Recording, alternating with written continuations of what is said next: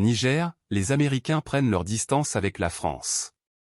Les soldats américains, 1 millier, quittent la base militaire qu'ils partageaient avec les soldats de l'armée française à Niamey. Washington prend ses distances avec Paris et ne souhaite visiblement pas s'associer au bras de fer que Paris a engagé avec les nouvelles autorités nigériennes. Les Américains redéploient leurs troupes dans la base militaire d'Agadé, située au nord du Niger. Le Pentagone a mis en avant une mesure de précaution, en précisant, par la voix de la porte-parole Sabrina Assine, qu'il n'y a pas de menace immédiate pour leur personnel ni de violence sur le terrain.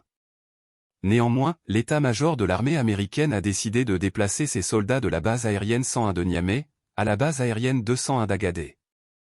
Depuis le renversement de Mohamed Bazoum, Washington a appelé à un règlement pacifique de la crise nigérienne et s'est contenté de nommer Madame Kathleen Fitzgibbon comme nouvelle ambassadrice à Niamey.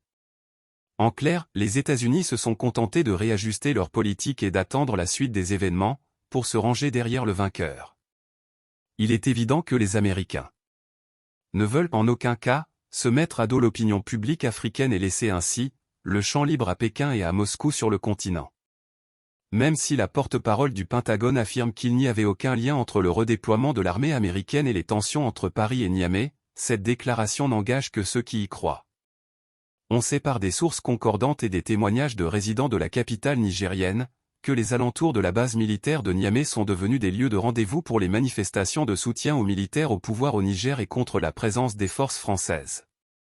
Une situation qui risque de dégénérer à tout moment, dès lors que la sécurité de la base 101 de Niamey où sont regroupés les militaires français, italiens et allemands est assurée par les forces nigériennes sous le commandement du nouveau régime. Les Américains, plus prudents ne souhaitant manifestement pas d'imbroglio avec les militaires nigériens, ont fait le choix de faire cavalier seul.